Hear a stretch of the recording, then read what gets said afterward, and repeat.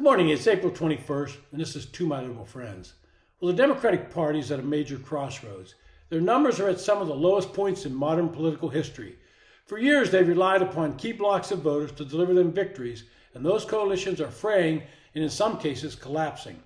One of the major problems within the Democratic Party is how their leaders cling to power and stay way past their prime.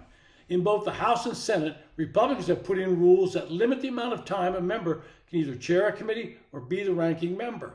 It is 6 years, and after that, they have to relinquish the leadership position on the committee. This allowed younger members to move up and bring new ideas. On the Democratic side, there are no such rules. Members can retain their committee leadership positions for as long as they desire once they get them. Age just became a major issue in the election last November. It was apparent to just about everyone that Joe Biden was failing cognitively and was not able to perform the task of serving as the President of the United States and the leader of the free world. On that debate stage last June, he looked lost. No matter how many times Democrats and their friends in the media tried to tell us that Biden was on top of his game, the public had seen it with their own eyes. Basically, liberals were trying to tell us to believe them and not believe what we'd seen with our eyes. The result was a change in voting patterns that Democrats ignored at their own peril. Overall, Trump bested Kamala Harris by 2 points, and that was a 6-point change from 2020 against Biden. Among women voters, Trump gained 5 points from the previous election. It was among younger men, ages 18 to 44, that showed Trump's biggest gains. It was a plus 16 points, and that probably delivered the election to him. Men under the age of 45 saw inflation as more of a reason to support Trump than Harris by 19 points, and similarly saw the state of the national economy as more of a reason to support Trump by an 18-point margin. When it came to reducing costs for normal people, younger women under the age of 45 saw Harris as better qualified by 7 points, while young men believed reducing costs was more of a reason to support Trump by 10 points. That brings us back to today and what Democrats think they have to do. Within the progressive wing of the party, there are calls for generational change as they head toward the midterms in 26. Some of you might remember the Democrats elected David Hogg as the DNC chair. He is an ultra-liberal activist, and he's now calling on his supporters to challenge incumbent Democrats in safe seats, hoping to elect younger and more progressive candidates. A PAC that he supports, We Deserve PAC, has launched a $20 million campaign to assist these primary challengers.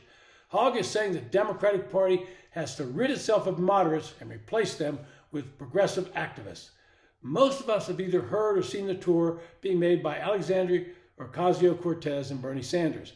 They have been calling it the Fighting Oligarchy Tour, in an effort to galvanize both opposition to the old guard of the Democratic Party and to build support for a new generation. From my viewpoint, the tour has been somewhat amusing. Sanders is trotting out his same old lines. He berates the wealthy in this country, all the while ignoring that he's used his position as the United States Senator to amass millions of dollars in wealth. Anyone else see the irony of his speeches and the hypocrisy of his rants? And remember, Bernie Sanders is not even a Democrat. He's an avowed socialist who would bring socialism to the United States if he could. AOC gives some youthful flavor to this tour, but I don't think she's had an original thought since entering Congress. Does anyone wonder how she can afford expensive designer clothing and a posh apartment in D.C. on a salary of $174,000? I wouldn't notice the clothing, but my wife points it out. If you think they're on some bus tour, think again. They're flying around the country on private jets and then bemoaning the climate crisis they tell us the world's in. They stay in expensive hotels, and they do this on the dime of the contributors who fail to realize they're funding their expensive tastes. This divide within the Democratic Party does not spell good news for them. How do you think the incumbents feel about the chair of the DNC, David Hogg, urging people to run against them? How do you think the remaining moderate Democrats feel about being told they have to adopt this ultra-woke agenda of AOC and her fellow progressives? And when she talks about open borders, do you think that's winning a majority of voters? Much of this might come to a head because we first heard talk of AOC taking on Senate Democratic leader Chuck Schumer for the New York Senate seat. Now we hear talk of her running for president. Nate Silver now lists her as the leader of the race for the Democratic nomination. If you come back to reality, you should listen to Mark Penn, a noted Democratic pollster and strategist. In an interview last week, he had these comments about AOC and Bernie Sanders. Quote, so if she's going to have a significant base, he's clearly passing the torch to her. And then there's a strong left-wing base in the Democratic Party. Remember, Democrats got one state in 1972, and they got one state in 1984. End quote.